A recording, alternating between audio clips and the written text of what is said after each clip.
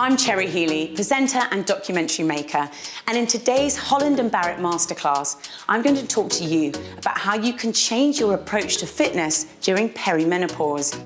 We'll be sharing what is happening hormonally and why that can lead to belly fat, the impact of stress on perimenopausal fitness, the fitness mistakes that perimenopausal women can make, and 5 simple strategies for your fitness that will make a big difference. The reason I'm so passionate about this, the reason it's so close to my heart, is I know what it feels like to not be able to find the right information about women's bodies at this time. Knowledge is power, and the more you know, the more in control you'll feel.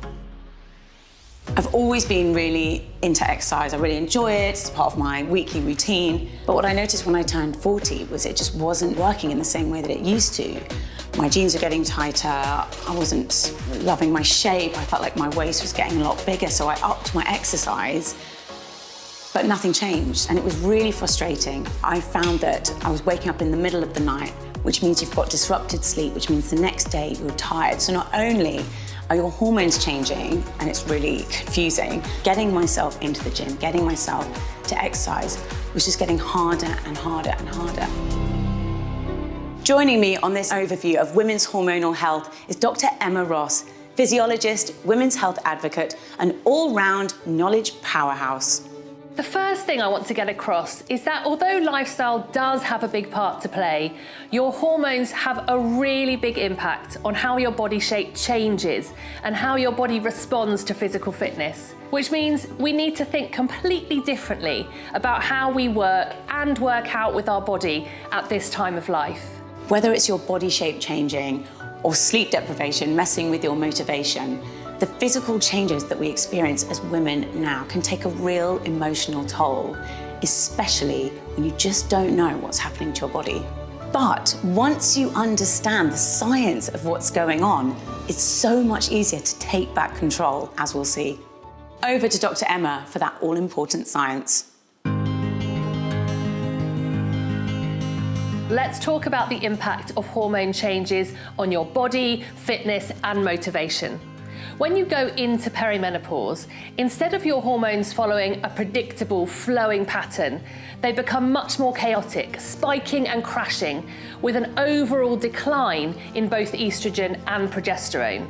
This hormonal roller coaster is responsible for those classic perimenopausal symptoms, such as anxiety, brain fog, and night sweats, all of which have an impact on whether you want to work out the next day. What's less talked about, though, is how this hormonal chaos can affect your fitness and how your body responds to exercise. As your hormone levels peak and crash, it's actually very common to notice shifts in your energy levels, endurance, muscle recovery, and body shape. And when it comes to body shape, there's another very interesting thing going on. Rather than your body storing fat around your hips and breasts, as it did during puberty, when estrogen levels start to dip during perimenopause, your body's composition starts to shift more in line with male patterns, so that the fat that once settled on your hips and thighs migrates to your abdomen, leading to that awful phrase, middle-age spread. It's probably no great surprise, but most women during perimenopause, me definitely included, are highly stressed. We're trying to juggle so many things: work, life, exercise, drinking enough water, being a good mother, daughter, friend. I mean, there's a lot going on. Add hormones into the mix, and because your body is in that hormonal chaos that Emma talked about previously, your body is in a stressed state and can become inflamed as a result.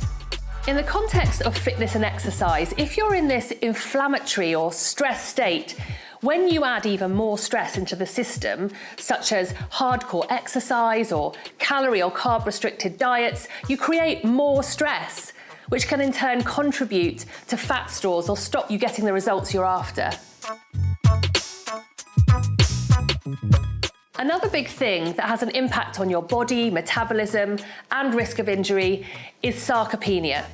Now, this is a medical term for when both men and women naturally lose up to 8% of our muscle mass per decade after we're 40. As muscle mass naturally declines, the knock-on effect is a slower metabolism, which means your body burns fewer calories at rest.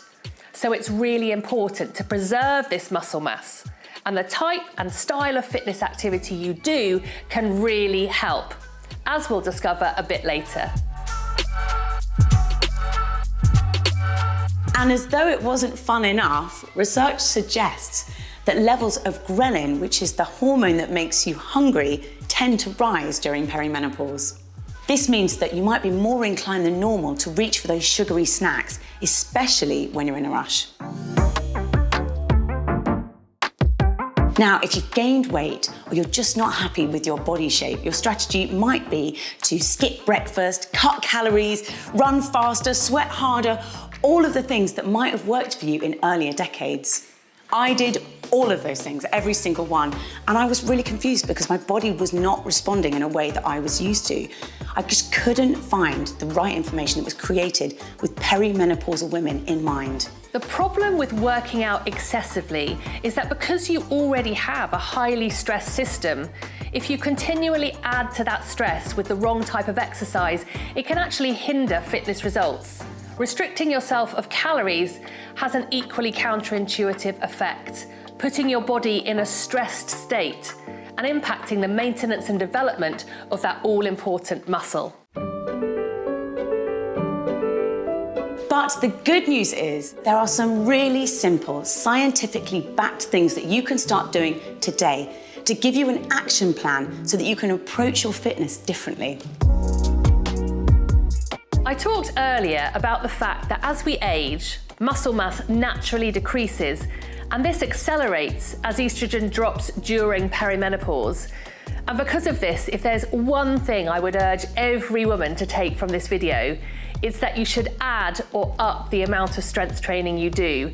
And there are a million scientific reasons why. It can help to slow muscle and bone loss, which is really important as we age. And it boosts strength and means you can do the activities you want to do in life without thinking about it. It reduces injury risk, and it also improves your body confidence. For me, strength training has just been an absolute game changer. Having previously avoided weight because I didn't want to get bulky, I now realise that I've really been missing a trick. The stronger I get, the more confident I feel in my body. The other big benefit of strength training is that more muscle can work wonders for firing up your metabolism. The more muscle you have, the higher your resting metabolic rate, which is the number of calories that you burn while you're at rest.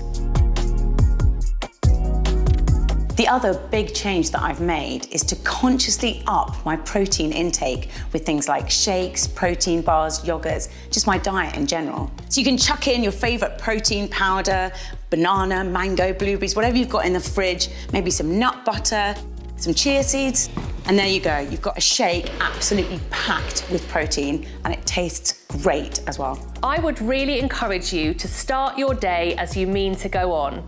A good protein-packed breakfast for me is scrambled egg on granary, Greek yogurt with whole nuts, or if you're really pushed for time, a protein smoothie is a great grab-and-go option. It's really easy to find yourself doing a HIIT class or going for a run and jumping straight back onto your laptop or collecting your kids, just going back into your everyday life. I do it all the time. Here, it's about being smart with how you wind down after an exercise session so you don't add stress to your system. When it comes to how hard you push your fitness, it's okay to go hard with your HIIT sessions, to do that long endurance run, or to really sprint at the end of the park run. But because of that cortisol we talked about earlier, whenever you push yourself and your body, you need to leave time to wind down physically and hormonally so that you don't add stress to your already stressed system. I used to find it really hard to take rest days because I always worried that I was being lazy, but now I know that they're really good for me. If you're someone that struggles to sit still, active recovery activities are a really good way to go and can help reduce those post-exercise aches and pains that can increase during perimenopause. In your 20s and 30s, you might have managed back-to-back runs with ease, but as we age, maintaining that intensity becomes tougher. Hormonal changes, particularly reduced estrogen, can impact muscle recovery, so you'll need more frequent rest days to let your muscles repair, and you should never feel guilty about that. In fact, you should embrace them as an important part of your training. Finally, how many glasses of water have you had today? Be honest. If it's not very many, here's a good reason to take a sip right now. Perimenopausal symptoms like hot flushes and night sweats can cause us to lose more fluid than normal, which can put us at greater risk of dehydration. With the potential to make symptoms like headaches, tiredness, dizziness, and irritability worse, hydration is a key part of the training puzzle. Staying hydrated can also bring down cortisol levels, so drinking ample amounts of water before, during, and after a heavy training effort is all part of a wider strategy to manage stress in the body. Okay, so that completes our lesson on how to adapt your fitness to support your perimenopausal body. I really hope you've enjoyed today's masterclass, and I hope it's given you some ideas on how you can work out differently to support your changing hormones. For me personally, understanding the science of what's going on in my body has helped me take back control, and I hope it will for you too. There's tons of information on the Holland Barrett website that will help you with things like symptoms, fueling, fitness, and so much more. You can also go in-store to talk to one of their advisors who've been specially trained to help you with your menopausal journey.